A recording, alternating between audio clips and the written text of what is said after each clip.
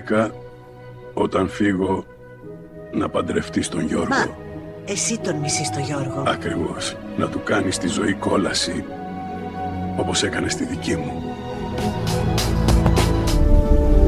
Ρε Μπάμπη, εδώ στο σχέδιο το δείχνει ίσιο. Το βλέπεις. Εγώ ίσιο το βλέπω. Μα γερνάει προς τα δεξιά. Άμα συνεχίσουμε έτσι θα πέσει. Σαν τη ζωή, φίλε μου. Λίγη κλίση κάνει όμορφα τα πράγματα. Αχ, Παναγία μου.